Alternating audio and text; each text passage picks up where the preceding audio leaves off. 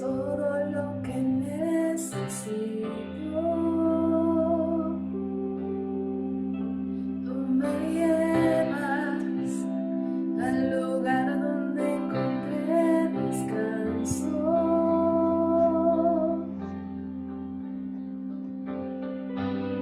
Renuevas mis fuerzas, tú guías mis pasos.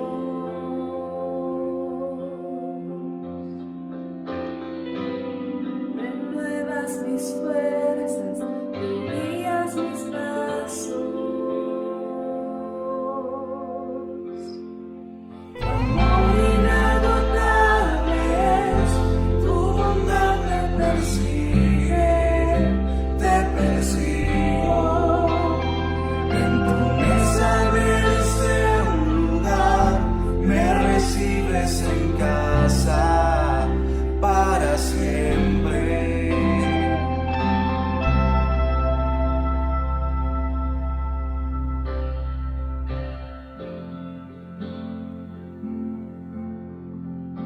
En tus brazos cada miedo y temor se apaga. Tú me enseñas a confiar cuando mi fe desmaya.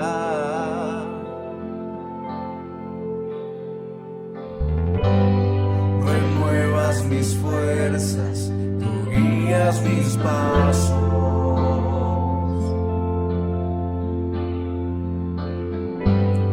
Renuevas mis fuerzas, tú guías mis pasos.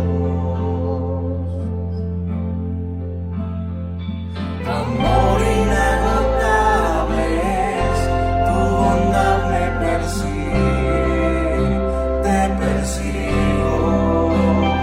En tu mesa me diste un lugar, me recibes en casa para siempre.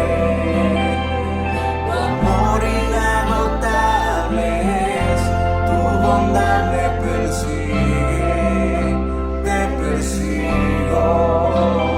En tu mesa me diste un lugar, me recibes en casa para siempre.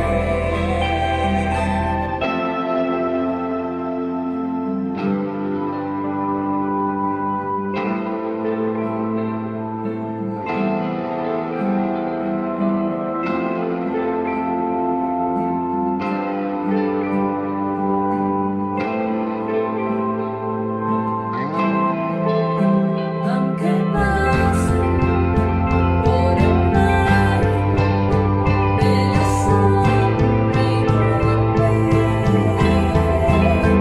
nada todo aquí, tú estás conmigo. Y si caigo, no me pierdo, vienes a buscarme. No me olvidas y me encuentras y nunca te rindes. Tu amor inagotable es, tu bondad me persigue, te persigo. En tu mesa me diste un lugar, me recibes en casa para siempre. Tu amor inagotable es, tu bondad me persigue, te persigo.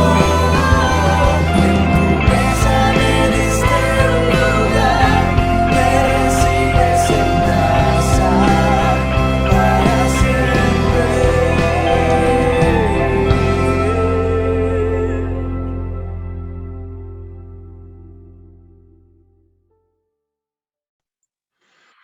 Señor, te damos gracias en este tiempo, Padre Celestial, y te agradecemos por tu misericordia. Clamamos a ti, Padre Santo, en el nombre glorioso de Cristo Jesús, y deseamos que en este tiempo, Padre Celestial, tú seas quien gobierne todo lo que nosotros somos, Padre Celestial. En tu santo y único nombre, Padre Celestial, yo clamo a ti por todas las personas, Padre Celestial, que en este momento se encuentran entregando sus corazones a ti. Gracias, Padre Celestial, te damos por nuestra ciudad, Tunja, pero también elevamos y colocamos delante de ti a los 123 municipios del departamento de nuestra amada tierra, Boyacá. Gracias, Padre Celestial, por todos los pastores que el día de ayer y el día de hoy, pastores, pastoras y líderes, han invocado el nombre del Señor. Que sea un manto santo tuyo cubriendo, Padre Celestial, cada uno de estos sitios. Que las personas que están predicando en este momento o vayan a predicar en cultos posteriores sientan la presencia del Señor. Yo clamo de manera específica por los municipios en los cuales no haya una iglesia, para que seas tú propicio a ellos también, así como has tenido misericordia con nosotros, y que ellos puedan tener un lugar donde congregarse, Padre Celestial. Te damos gracias, Padre Santo, de manera especial por los docentes y por los niños que retomarán algunos sus servicios mañana y otros dentro de 8 días lunes, Padre Celestial. Ponemos delante de ti, Padre Santo, a estos niños de calendario B que están retomando la segunda parte de su año, y tomamos el año lectivo y lo ponemos delante de ti, los de calendario A que apenas iniciarán, Padre Celestial, para que seas tú cubriéndoles. Como padres de familia, Padre Santo, nosotros enviamos a nuestros hijos al colegio y nuestros hijos a las universidades, Padre Celestial, para que se capaciten, para que tomados de tu mano puedan ejercer un futuro un poco mejor, Señor. Por eso nosotros clamamos por los maestros, Padre Santo, que nuestros hijos van a tener en el colegio.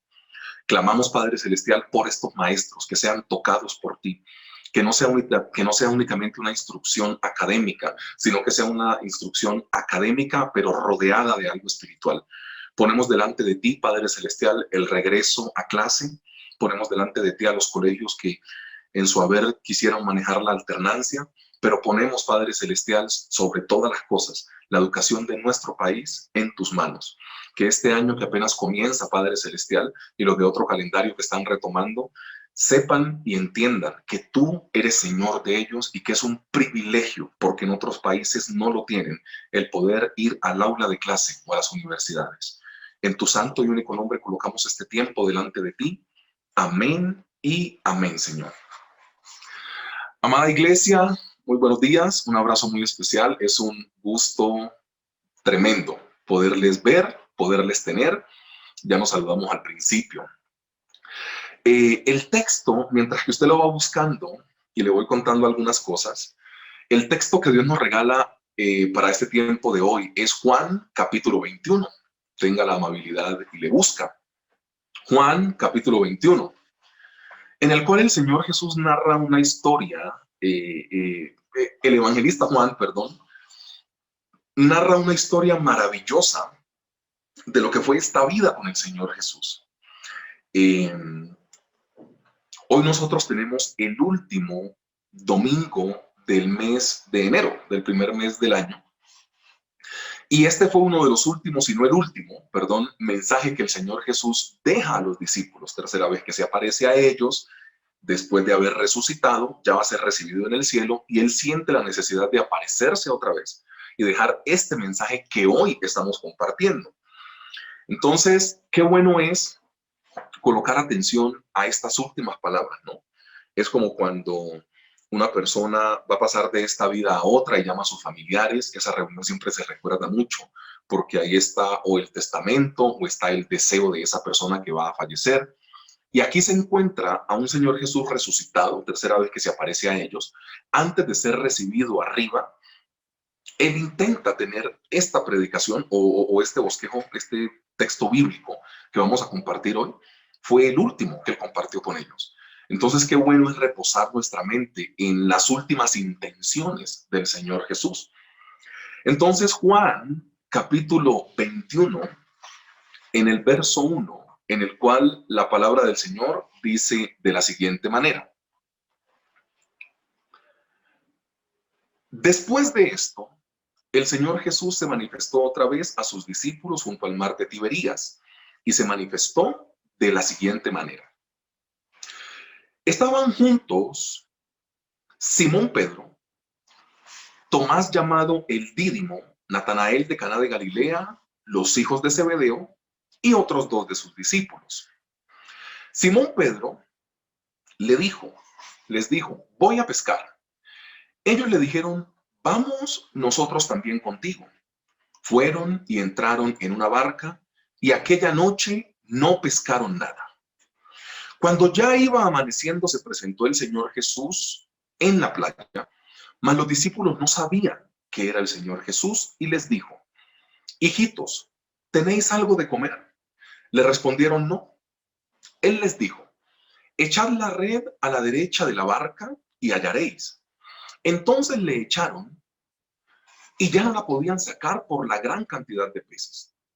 Entonces aquel discípulo a quien el Señor Jesús amaba dijo a Pedro, es el Señor.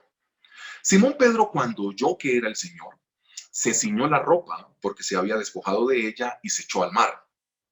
Y los otros discípulos vinieron con la barca arrastrando la red de peces, pues no distaban de tierra sino como 100 metros. Al descender a tierra, vieron brasas puestas y un pez encima de ellas y pan. El Señor Jesús les dijo, traed los peces que acabáis de pescar. Subió Simón y sacó la red a tierra, llena de grandes peces, 153 en su número total. Y aun siendo tantos, la red no se rompió. Les dijo el Señor Jesús, venid, comed. Y ninguno de los discípulos se atrevía a preguntarle, ¿tú quién eres? Sabiendo que era el Señor. Vino pues el Señor Jesús y tomó pan y les dio, y asimismo del pescado. Esta era ya la tercera vez que el Señor Jesús se manifestaba a sus discípulos después de haber resucitado de los muertos. Mira, el título que Dios nos regala para esta mañana es una bonita historia. Una bonita historia. Estos tiempos requieren de historias bonitas. Estos tiempos que nosotros estamos atravesando requieren de historias muy bonitas. Mira, nosotros ahora estamos en un tiempo de afán, en un tiempo que, perdón por llamarlo así, pero es una realidad. El tiempo es un tiempo de crisis, el cual estamos atravesando, ¿cierto? Las cosas no han empezado este año como lo estábamos planeando, pero estos tiempos en la Biblia siempre llegaron a una solución y Dios siempre mandó un tiempo de refrigerio o una palabra de refrigerio para las personas que estaban en algún tipo de dificultad. Acá nos encontramos que algunos discípulos habían vuelto a la pesca, más directamente Pedro, que era como el mayor de ellos. Acá encontramos que algunos los habían perseguido. Acá encontramos que ya algunos pensaron que la iglesia se había acabado. Y encontramos a un Señor Jesús apareciendo esta vez a ellos y haciendo algo que es maravilloso y lo vamos a ver en el desarrollo del texto bíblico. Mira, no nos dejemos llevar tanto por el afán y la ansiedad, porque esto nos quita la capacidad de reconocer que Dios está en medio de este proceso. Que es un poco difícil este asunto de la pandemia, sí, pero Dios está en medio. Sino que ahora nosotros estamos afanados en cómo nuestros niños vuelven al colegio, cómo buscamos el dinero, un familiar mío se enfermó, cómo hacemos, no puedo salir, hay restricciones, hay cuarentena, hay pico y cédula, y estamos como metidos en un mundo que estamos es como en función de los afanes que la sociedad nos brinda, no en el refugio que Dios significa para nosotros en medio de este tiempo de escasez, en medio de este tiempo de dificultad. El llamado que yo te hago, o que la palabra del Señor te hace, porque literalmente no soy yo, sino que es el mismo Dios, es, hombre, quitemos nuestros ojos de todo lo que genera angustia y de todo lo que genera afán y centremos nuestra mirada en el Señor, porque en medio de la pandemia, Dios sigue siendo Dios. Entonces, mira, una bonita historia. Tiempos como estos requieren una bonita historia. Y una bonita historia tiene 2 o 3 orientaciones en las cuales la palabra del Señor hoy nos invita a reposar nuestra mente. La primera de esas invitaciones es la manera de escribir una bonita historia. Porque una bonita historia tiene una manera de escribirse.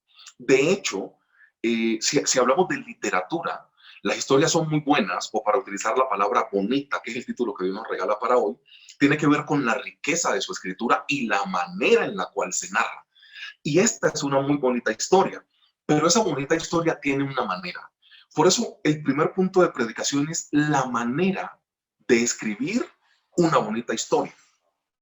Y eso lo encontramos en Juan capítulo 21, versículo 1. Y dice, después de esto, y después de la coma dice, el Señor Jesús se manifestó.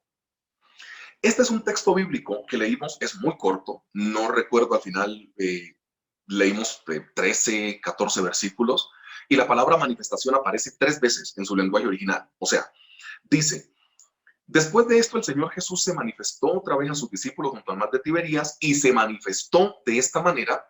Y el último versículo, que es el 14, dice, esta era ya la tercera vez que el Señor Jesús se manifestaba a sus discípulos. Es un texto muy corto, 13, 14 versículos, y tiene 3 veces la palabra manifestación. La manera de escribir una bonita historia es si la manifestación de Dios está en nuestra vida. Mira, si Él no es el centro de nuestra vida carecería de sentido. Cuando estamos hablando de una manifestación, es una cosa sobrenatural. Esto no había acontecido. Las personas que se morían iban, los ponían en el lugar donde ellos iban a reposar y no salían de ahí, no se aparecían a la gente.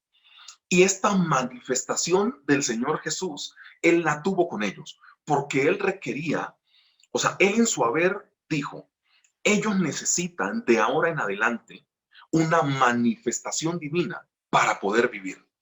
Lo que pasa es que nosotros estamos acostumbrados a vivir nuestra vida de manera natural. Y nosotros, bíblicamente, estamos diseñados para vivir los asuntos sobrenaturales. O sea, te pongo un paralelo comparativo de 2000 años. Perdón el riesgo que voy a tomar, pero creo que nos puede salir bien. Mira, ¿te das cuenta que nosotros hoy en día vemos un milagro y nos asombramos?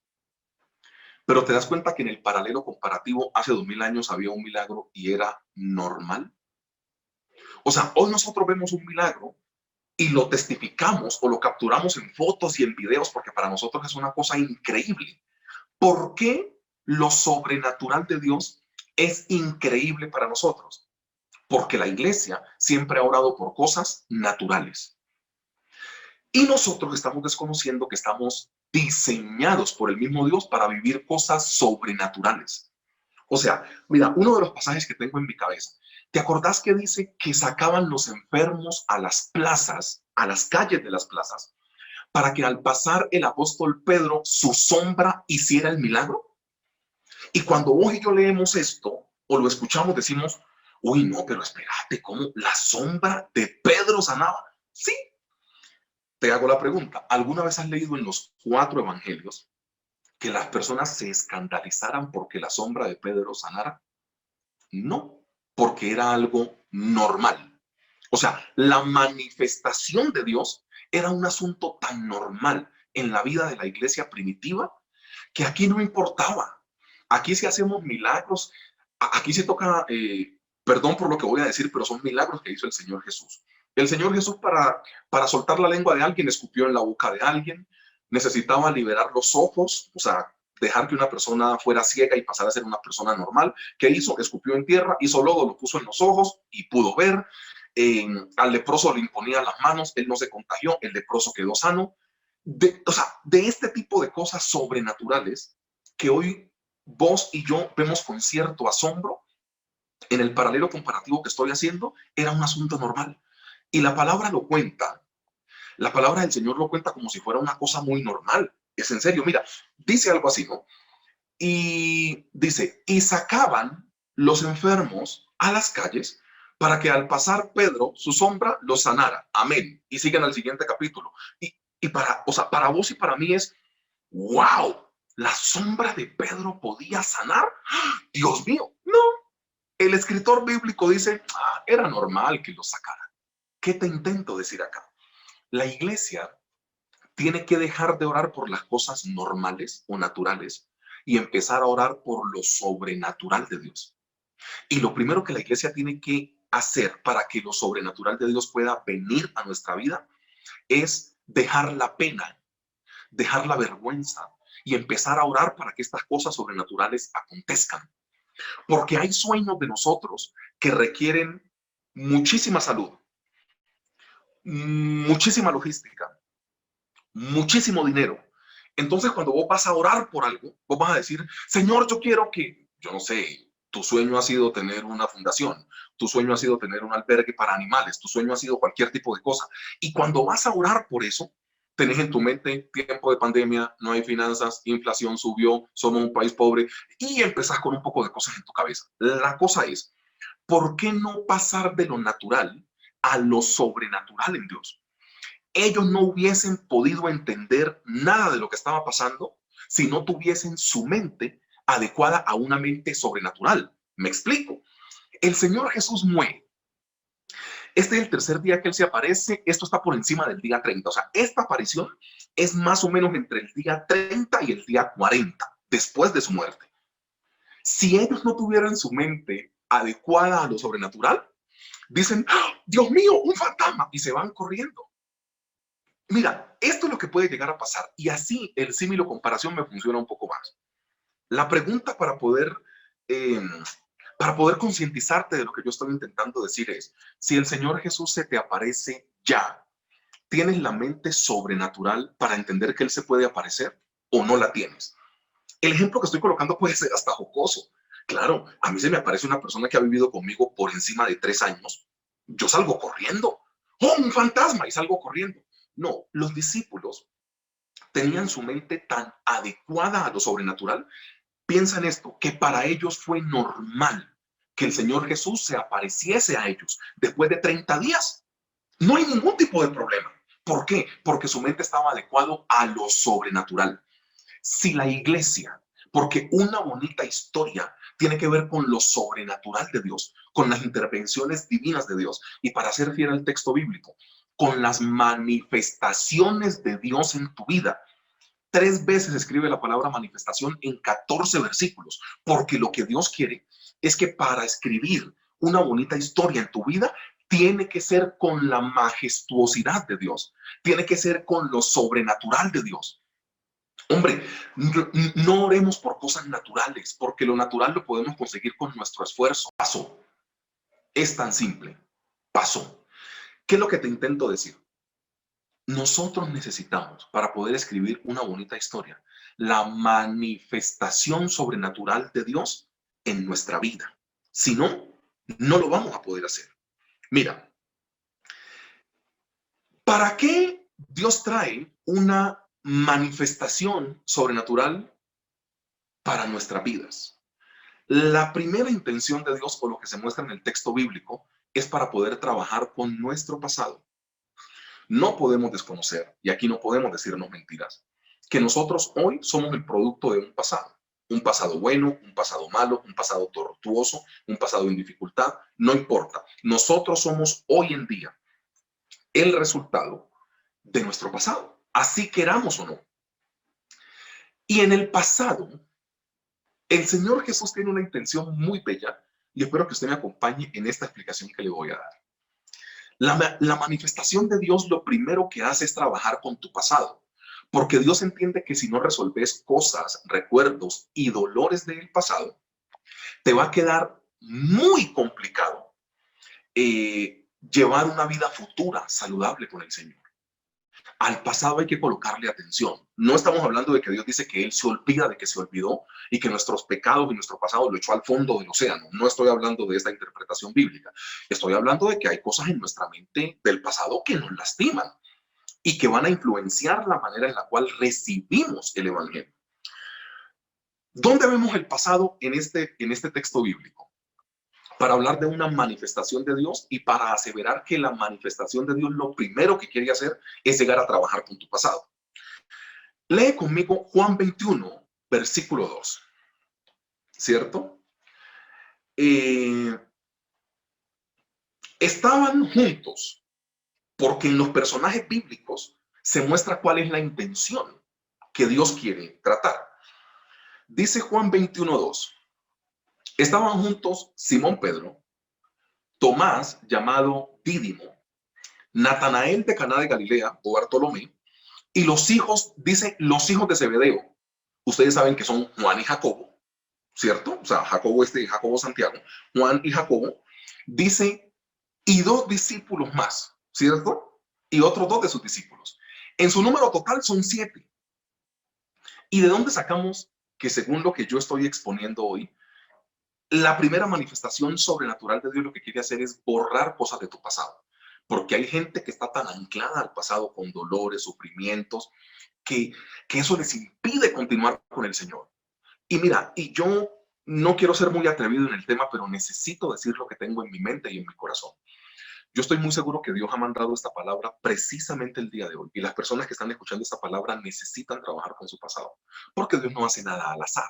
¿Sí me entiendes? O sea, no sé cómo haya sido tu infancia. No sé cómo haya sido tu vida. No sé cuántos familiares te hayan traicionado. No sé cuántos familiares te hayan lastimado. No sé cuántos supervisores, gerentes, presidentes de compañía hayan sido malos contigo. O sea, no estamos hablando de eso porque yo incluso ni lo sé.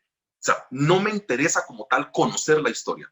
Me interesa decirte que Dios está interesado en trabajar con tu pasado, porque si no, no lo vas a poder lograr. No lo vas a poder lograr.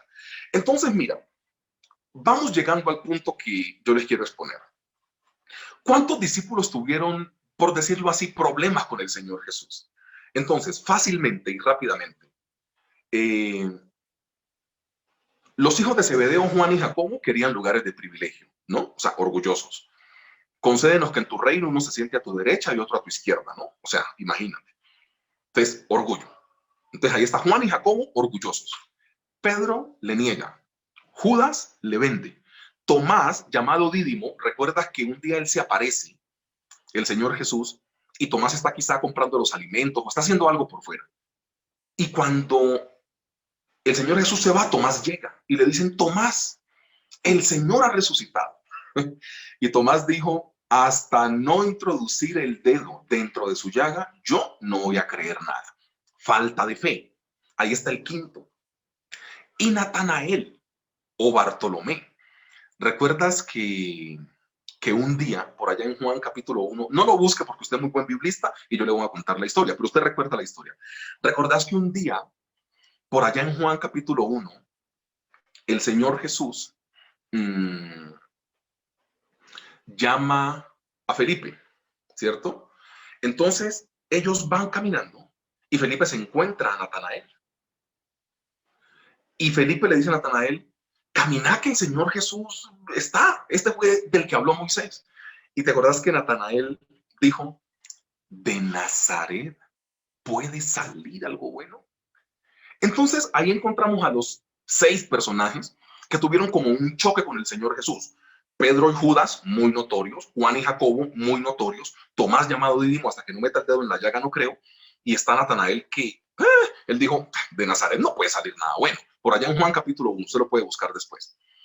Y mira que en ese versículo bíblico, Juan, uno de los mejores historiadores, encapsula a todas las personas que en el pasado tuvieron problemas con el Señor Jesús, en su fe, en su creencia, en su orgullo y su arrogancia como Juan y Jacobo, negándoles. O sea, aquí el que falta es Judas porque ya Matías lo había reemplazado, por decirlo de alguna manera. Pero lo que te intento decir es que en este punto de la historia, en este preciso punto de la historia, el evangelista Juan, que es uno de los hombres más rigurosos, tiene la capacidad de decir los nombres de los discípulos que tuvieron problemas en el pasado con el Señor Jesús. Y supuestamente se le olvidaron 2 discípulos, porque si lo leemos a la letra, dice otros 2 de sus discípulos. O sea, a ustedes no les hace raro que Juan llame por nombre a todos. O sea, él dice, Simón, llamado Pedro, Tomás, llamado Dídimo, Natanael, el de Caná de Galilea. A todos les da una descripción. O sea, Simón, llamado Pedro, Tomás, el que le apodaban Dídimo, Natanael, que era de Caná de Galilea, los hijos de Zebedeo, nombra al papá, ¿no? Juan y Jacobo. Dice, y otros 2 de sus discípulos. Mira, a Juan no se le olvidó los nombres de los otros dos de sus discípulos, porque él, habiendo vivido más de 3 años con ellos, no se va a olvidar de los otros dos nombres. Lo que Juan está intentando centrar nuestra atención es que nos centremos en los nombres que él sí quiso poner y no en los dos que sacó. Los dos que sacó, no sé cuáles eran.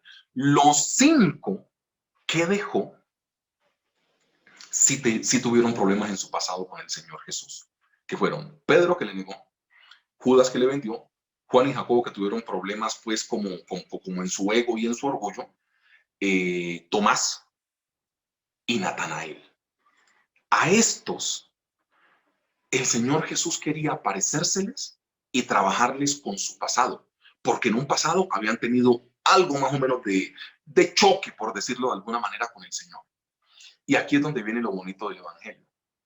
¿Por qué Juan tiene la intención únicamente de dejar a estos personajes que han tenido problemas con el Señor Jesús en el pasado?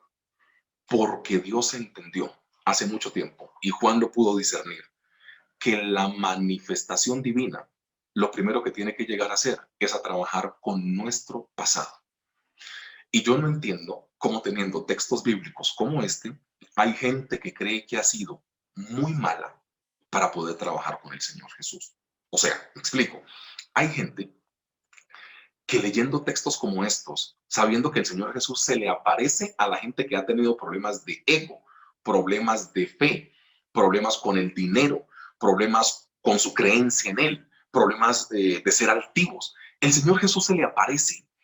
Y Juan tiene la intención de nombrar estos 5 es para que nosotros centremos la atención en estos 5 y digamos en el pasado qué aconteció con estos 5. Ay, tuvieron problemas con el Señor Jesús y problemas que no fueron fáciles, pero la manifestación de Dios llegó para poder trabajar con el pasado de ellos. Iglesia, la primera invitación bíblica en esta mañana es dejar que la manifestación de Dios pueda reconciliar con nuestro papá nuestro pasado. Si nosotros seguimos cargando cosas que en el pasado nos han lastimado, en contra de familiares, en contra de empresas, en contra de profesores de universidad, en contra de familiares que nos hicieron daño cuando éramos pequeños, en contra de gente que no nos quería, vamos a cargar una mochila muy fuerte para poder correr y caminar esta carrera con Cristo. La manifestación de Dios tiene que llegar en la capacidad de escribir una bonita historia, pero lo primero que hace la manifestación de Dios es trabajar con tu pasado. Lo segundo que muestra el texto bíblico es: tu red no se puede romper. Tu red no se puede romper. Yo leo Juan 21:11. Subió Simón Pedro y sacó la red a tierra llena de grandes peces. 153 en su número total. Y mira lo que dice el evangelista: y aún siendo tantos, la red no se rompió. Para usted puede parecer no sé, un detalle, digámoslo así, un detalle menor que la red no se haya roto. ¿Te acordás que en las otras pescas que se registran, exactamente la de Lucas capítulo 5, que ahora te la voy a narrar un poco, la barca se hundía de la capacidad de los peces, porque eran muchos? ¿Te acordás que en la otra pesca que refleja las mismas palabras del Señor Jesús, boga mar adentro, echa vuestra red a la derecha, porque es una réplica de lo que está pasando en Lucas capítulo 5? Pero en Lucas capítulo 5 la red sí se rompió. Pero aquí la red no se rompe, mostrando un proceso. Lo que Dios quiere, y es el segundo punto de predicación, es que tu red no se rompa para la bendición que viene. Y déjame explicártelo. Dios te ha atravesado por experiencias difíciles en el pasado. A tiempo presente, nada más el año inmediatamente anterior, imagínate qué experiencia tan difícil. Algunas personas tuvieron la muerte de algún familiar, sea por COVID o sea por causas naturales o por causas de otro tipo de enfermedad. Algunas personas perdieron sus empleos, algunas personas perdieron sus ahorros, algunas personas perdieron su salud, algunas personas perdieron un familiar. Padres de familia sacando a los niños del colegio porque no podían pagar la pensión. O sea, un asunto absolutamente desastroso, porque en algún punto de tu vida tu red se ha estado rompiendo. Pero la intención de esta bonita historia es que al final tu red no se rompa. Yo leo a la letra para no colocarte a pasear mucho, pero vos ahí me estás atendiendo. Dice la palabra del Señor en Lucas 5:4. No lo busques, que yo te leo para que el tiempo sea preciso. Cuando terminó de hablar, dijo a Simón: boga mar adentro y echa vuestras redes para pescar. La misma alusión de Juan capítulo 21. Respondiendo, Simón le dijo: maestro, toda la noche hemos estado trabajando y nada hemos pescado. Lo mismo que pasó en Juan capítulo 21. Mas en tu palabra echaré la red. Lo mismo que pasó en Juan capítulo 21. Y Lucas 5:6 dice: y habiéndolo hecho, encerraron gran cantidad de peces, lo mismo que en Juan capítulo 21, con alguna diferencia. Y su red se rompía. O sea, lo que está haciendo el Señor Jesús es como devolverle la película en la mente a ellos, que en un punto su red se rompió, pero que de ahora en adelante tu red no se puede romper. Mira, han habido cosas difíciles para nosotros en el pasado. Eso es la verdad y no lo podemos negar. Donde de manera literal hemos terminado rotos, como la red en Lucas capítulo 5. Es que algunas veces nos rompemos, algunas veces no damos más, algunas veces no damos abasto, algunas veces nuestra barca se hunde y algunas veces la red se rompe. Pero cuando la red se rompe, la bendición se va por el roto de la red. Y lo que Dios quiere para este año es no echar las bendiciones que Él tiene para nosotros, como decimos coloquialmente aquí en Colombia, en saco roto. Claro que sí. Algunas veces hemos terminado rotos porque estamos llevando el peso de nuestra familia, porque hay problemas en la familia que nos lastiman y nos rompen y la red se rompe. Pero llegó un punto en el cual el Señor Jesús dijo: antes de ser recibido arriba, necesito manifestarme a ellos y decirles: mi intención es que tu red no se rompa. Juan da una descripción diferente. Juan dice: eran unos peces tan grandes que los pudimos contar. Mira, los peces en esta época no se contaban. Los peces en esta época se pesaban. ¿Entiendes un poco?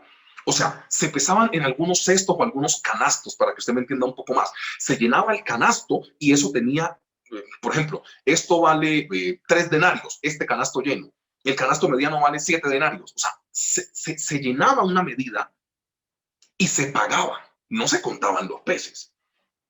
Esta es la única pesca en la Biblia que se cuentan los peces. Y Juan dice que eran tan grandes que tuvieron la capacidad de contarlos. Pero lo sobrenatural no está en el tamaño del pez. Lo sobrenatural está en que peces más chiquititos en Lucas rompieron la red.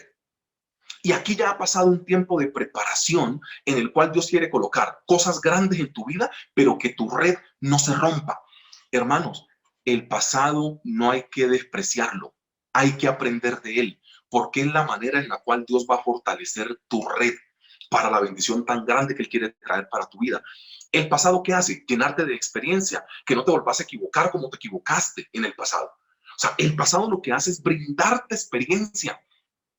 Y nosotros, las cosas malas que estamos atravesando, casi siempre queremos rechazarlas. Y no, Dios sabe por qué permite que atravesemos cosas, porque Él algo quiere generar en nosotros.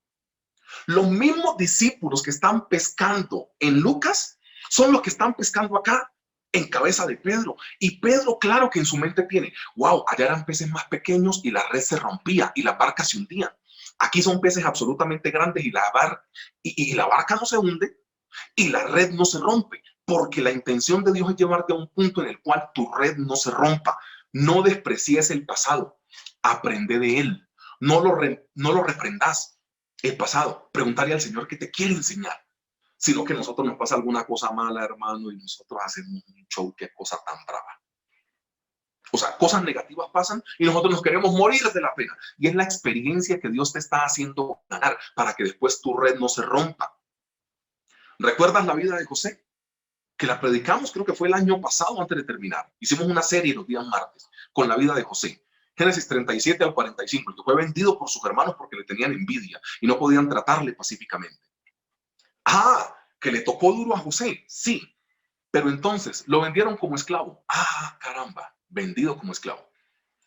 Pero trabajó en la casa de Potifar, el paje de armas, o sea, el ministro de defensa del rey de Egipto. Entonces ahí José, en la casa de Potifar, aprendió cómo se conducía Potifar y cómo funcionaba el ejército. Después, por una mentira de la mujer de Potifar, va a la cárcel. Entonces supo cómo manejaba la cárcel. Y eran presos políticos y eran esclavos. Supo cómo trabajaba la cárcel con presos políticos y con esclavos. Y Dios, en medio del dolor que José estaba atravesando, lo fue llenando de experiencia.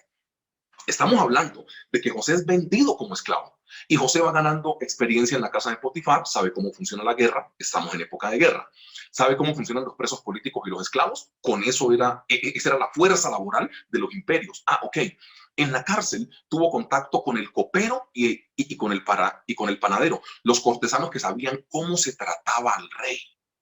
¿Y cómo funcionaba esto? Sabiendo tratar a los reyes. Cuando José sale de la cárcel, sabe cómo funciona la guerra, sabe cómo funciona la cocina del rey, sabe cómo funcionan los cortesanos del rey, sabe cómo funciona la cárcel, sabe cómo funcionan los esclavos, sabe cómo funciona absolutamente todo. ¿Qué te intento decir? ¿Fueron 13 años de dolor en la vida de José? Sí. ¿Lo formaron para después ser el segundo faraón de Egipto? Sí. Por eso el pasado no hay que despreciarlo. El pasado hay que aprovecharlo. No repetirlo, pero aprovecharlo. Lo segundo que muestra el texto bíblico es eso, amada iglesia, que la intención de Dios es que nuestra red al final no se rompa. Y lo tercero es comer de la mano del Señor. De esto depende una bonita historia, de que comamos de la mano del Señor. Lee conmigo Juan 21, versículo 9. Juan 21, 9 dice, al descender a tierra, vieron brasas puestas y un pez encima de ellas y pan. Ay, hermano. Esto a mí me da mucha, eh, no es nostalgia, estoy intentando buscar la palabra, es como sentimentalismo. Porque a muchos hermanos les tocó el año inmediatamente anterior aprender a comer de la mano del Señor sin tener empleo, sin tener trabajo, lo digo a título personal, y quizá por eso me pongo así.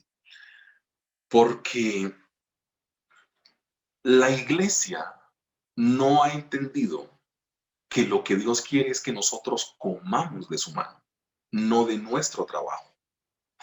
Pastor, te estás como contradiciendo, porque en Levítico y en Deuteronomio, e incluso en Éxodo, no lo dice literalmente, pero da una alusión, es a que Él va a colocar bendición en el fruto de nuestra mano para que todo lo que hagamos, Él lo bendiga y de esto podamos comer. Sí, Deuteronomio dice eso, yo no te voy a discutir. Pero el texto bíblico está mostrando una realidad. ¿Cuál es la realidad? Que es la única vez que el Señor Jesús está cocinando en la Biblia, ¿cierto? O sea, cuando ellos llegan, la palabra del Señor dice que el Señor Jesús les tenía puesto, contextualicémoslo, ¿no? El Señor Jesús les tenía puesto un fogoncito de leña así con brasitas, unas truchitas así abierticas, bien sabroso. Al otro lado tenía un pargo rojo, después tenía un brancino, tenía una espígola, tenía de lo que sea, ahí, a la brasa. Sin mucho aceite, lógicamente, porque el colesterol, el Señor Jesús los quería cuidar. Y dice que tenía, encima de esas brasas tenía peces y encima de esas brasas tenía pan. Pero la intención del Señor Jesús se muestra en el versículo siguiente, que es Juan 21:10. Él les dice, y les dijo, traed de los peces que acabáis de pescar. ¿Cierto? ¿Para qué el Señor Jesús les hace traer los peces y que los cuenten si Él ya les tenía la comida preparada? Porque la intención de Dios es mostrarnos que no comemos de nuestra mano. La intención de Dios es decirnos, ustedes pueden haber pescado peces muy grandes, ¿sí? Pero no van a tener que utilizar ese dinero suyo. No van a tener que utilizar la comida, el esfuerzo. O sea, ustedes no comen por su comida. Ustedes no comen porque sean muy buenos y sean talentosos. Ustedes no comen por sus talentos. Ustedes no comen porque tengan capacidad. Ustedes no comen porque sean muy buenos en el trabajo que hacen. Porque es que muchas veces, perdona el paréntesis aquí, muchas veces nos aplauden tanto en el trabajo que nosotros nos comemos el cuento que somos buenos. Hermanos, perdón. Nosotros tenemos los empleos que tenemos, la salud que tenemos, y el dinero que tenemos porque Dios ha sido misericordioso, no porque nosotros seamos buenos. Y el Señor Jesús les hace un asunto comparativo, pero que los choca. Les dice, traigan acá los peces que ustedes han pescado. Entonces ellos venían súper contentos, ¿no? Pensando en que tenían mucha capacidad para poder pescar, que eran 153 pescados grandísimos. Y el Señor Jesús les dijo, no es necesario que coman del esfuerzo de ustedes, porque no es por ustedes, es por mí. Es la única vez que la palabra del Señor muestra al Señor Jesús cocinando. Dice que Él les tenía unas brasas, pescado, pan encima, y después les empieza a repartir, dice la palabra del Señor. Les dijo, tomen de esto, tomen pan y tomen pescado, porque la intención de Dios siempre ha sido que nosotros como iglesia comamos de su mano, no de nuestro trabajo. ¿Dónde se quitan las crisis existenciales cuando te despiden de un trabajo? Cuando tu dinero mengua, como el año inmediatamente anterior, o como estamos empezando este año. Dios mío, ¿y qué voy a hacer? No tengo empleo. Tranquilo, porque la intención de Dios es que comas de su mano. No tengo empleo, se acabaron los ahorros, me despidieron, me bajaron el sueldo. O sea, literalmente llegué con la expectativa de trabajar y me di cuenta que me habían despedido. Dios mío, ¿ahora qué voy a hacer? No es tu problema. ¿Qué vas a hacer? Tu problema es serle fiel al Señor y Él se encarga del resto. El texto muestra una fidelidad. Boga mar adentro y vuelve a echar las redes. Eso se llama obediencia a lo que el Señor Jesús me dice que tengo que hacer. ¿Pedro y los muchachos lo hicieron? Sí. ¿Comieron del trabajo de ellos? No. ¿Comieron de la mano del Señor por la obediencia? Sí.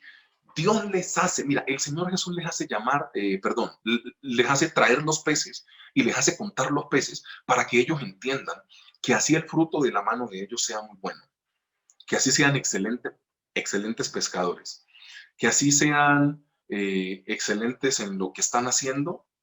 Él para sostenerte no necesita tu trabajo. Él para sostenerte no necesita el fruto de tu mano. Él para sostenerte no necesita de tus capacidades. Él para sostenerte no necesita de tus talentos. Él para sostenerte necesita de su misericordia y tu fidelidad. El día que la iglesia entienda que nosotros somos sostenidos por la obediencia a Dios, no por los talentos en los trabajos, el asunto cambia. A mí me llama la atención. Y hay dos cositas acá que me llaman pues poderosamente la atención. Yo creo que una ya la dije, y es que es la primera vez que es la única vez que el Señor Jesús está cocinando. O sea, hasta para eso da la historia del Señor Jesús. Les tenía preparado. Y no me vas a decir que las pescas eran toda la noche. Vos sabés cómo funcionaba. Y entonces, después de haber pescado por varias horas, o después de haber trabajado por varias horas, contextualicemos a nuestro tiempo, vos llegas a tu casa y lo que querés es darte un baño, comer y dormir. Casi siempre pasa esto, después de un día muy largo de trabajo. Y salir de pescar y encontrarse con unos pescaditos a la brasa, con un poquitico de pan, es una delicia. Dios cuida de nosotros por su misericordia, no por nuestros talentos. ¿Ellos fueron buenos y talentosos al pescar? Sí. E incluso él mismo les hizo el milagro. Y ellos venían contentos. Mira, es la primera vez que el número de peces se cuenta en la Biblia. En la Biblia no se contaban los números de peces. No se contaban. Se llenaban las cestas y se negociaban. Y esta vez son tan grandes, dice Juan, que los pueden contar. Pero los pudieron contar y ellos estaban anonadados con eso. Pero les dijo, mire, ya la comida de ustedes está. No van a tener que comer del producido de ustedes porque yo les voy a alimentar. Entonces, única vez que el Señor Jesús está preparando alimentos, pues, que les está dando de comer. ¿Y lo hizo con quién? ¿Con cualquiera o con sus discípulos? Usted ya entiende para dónde voy yo. Lo hizo con sus discípulos. A otros alimentó, a otros les multiplicó el alimento, a los de él les cocinó y les dio a comer de su mano. ¿Quiénes comieron de la mano del Señor Jesús? Sus discípulos. Y aún todavía hay gente que se resiste a ser discípulo del Señor Jesús. Lo mejor que te puede pasar es ser su discípulo. Y lo segundo, así el Señor les tuviese preparado de comer, ellos tuvieron que hacer su parte, porque Dios quiere discípulos, y la raíz de la palabra discípulos es disciplina. O sea, Dios no quiere gente pues perezosa y que le lleguen las bendiciones en un sobre por debajo de la puerta. Esto no pasa. O sea, así el Señor Jesús les tuviera preparada comida, ellos tuvieron que hacer su parte. ¿Me explico? O sea, no es, dejen de pescar porque yo los voy a alimentar y van a comer de mi mano, porque nos mal acostumbra. Porque lo que nada nos cuesta, lo volvemos fiesta. Porque todo regalado, hay problemas también cuando todo es regalado. Tiene que haber un esfuerzo de parte de nosotros. Nosotros como hijos de Dios tenemos que hacer nuestra parte. ¿Cuál es nuestra parte? Boga mar adentro, echa las redes, obedecerle al Señor. Esa es la condición para poder comer de su mano. ¿Me explico? O sea, así el Señor Jesús afuera les tuviese de comer, ellos tuvieron que ir a pescar y traer los pescados. Así Él no toque el recurso tuyo, así Él te dé del recurso de Él, tienes que hacer tu parte. ¿Por qué yo digo esto? Porque, hermanos, como decimos coloquialmente, esto es orando y con el mazo dando. Esto es reconstruyendo la ciudad, pero con una espada en la mano. ¿Te acuerdas que estaban reconstruyendo? Pero tenían las espadas en las manos por si venía el enemigo a poderlos acosar y a poderlos hostigar. Claro que tiene que ser orando y con el mazo dando. ¿Quieres que el Señor te bendiga? Hace tu parte. Porque es que muchas veces nosotros sabemos que tenemos un Dios tan poderoso que creemos que es únicamente sentarnos a hacer locha a que Él nos bendiga. No, nuestra parte hay que hacerla. Entonces, así el Señor Jesús les tuviera de la mano de Él para que pudiesen comer, ellos tuvieron que hacer lo que tuvieron que hacer. Entonces, mira, uno de los mensajes más fuertes que el Señor Jesús quería darles antes de ser recibido arriba, cosa que pasa después de esto, es que de ahora en adelante, de ese punto en adelante, ellos iban a empezar a comer de la mano del Señor Jesús. Y no hay nada mejor que comer de su mano. ¿Qué tal si me regalan unos minutos, iglesia, para poder orar para este tiempo bonito que yo estoy muy seguro que del Señor va a florecer en este año? Padre Celestial, yo clamo a ti. En el nombre glorioso de nuestro Señor Jesucristo, Padre, hoy estamos delante de tu presencia, clamando por una intervención divina de parte tuya, Señor. No hay poder y no hay dominio que se pueda resistir a la majestuosidad que tú tienes para cada uno de nosotros, Señor. Hoy tú nos has enseñado y has cerrado la predicación diciendo, iglesia, hijos míos, yo quiero que ustedes coman de mi mano. Gracias, Padre Celestial, porque tú has mandado hoy una predicación que yo creo que es precisa para muchos de los que estamos esperando un milagro tuyo. En la salud, en lo espiritual, en lo familiar, en lo social, en lo financiero, en la salud mental, Señor, en problemas del alma, Padre Santo. Hoy tú has mandado un mensaje preciso en el cual tú dices, yo quiero que comas de mi mano.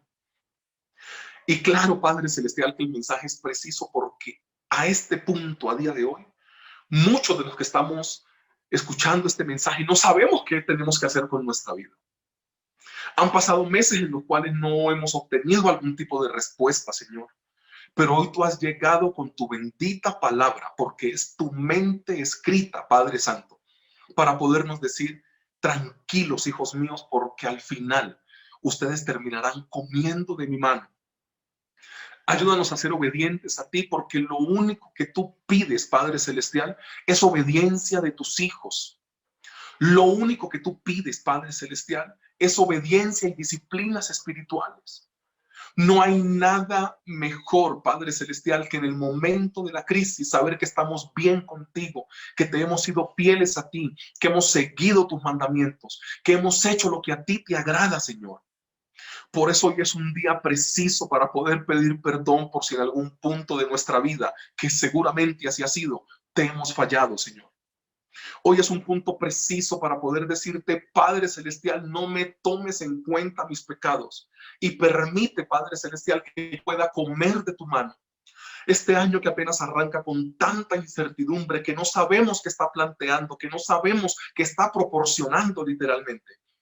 Porque esto de la pandemia no lo podemos controlar nosotros, solo lo puedes controlar tú. Pero aún en medio de la crisis y la pandemia, tú sigues siendo Dios en medio de la crisis y la pandemia. Ayúdanos a entender, Padre Celestial, que lo que tú requieres de nosotros es una iglesia disciplinada y fiel a ti, porque tú haces el resto. Ayúdanos a entender, Padre Celestial, que día tras día tu amor, tu paz, tu benevolencia, tu reconciliación y tu misericordia estará a favor de las personas que te aman. Yo clamo a ti en este momento para que en todos los hogares que están viendo, Padre Celestial, este video, tú traigas paz sobre ellos, tú traigas reconciliación, tú traigas amor, tú traigas fraternidad, tú traigas coinonía, Padre Celestial, tú traigas reposo y descanso en ti. Estamos terminando un mes, Padre Celestial, y claro que empieza otro, que tiene cuentas por pagar, que tiene asuntos por resolver. Pero yo clamo a ti en el nombre glorioso de nuestro Señor Jesucristo, para que esta semana, Padre Celestial, sea una semana de testimonio.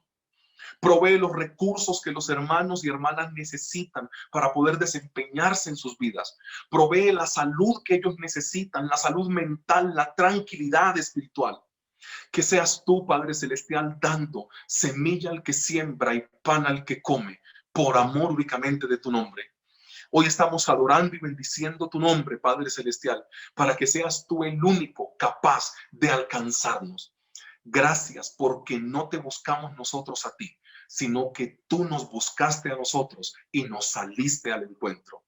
En el nombre glorioso de nuestro Señor Jesucristo, oramos a ti, Padre Celestial. Amén y amén, Señor.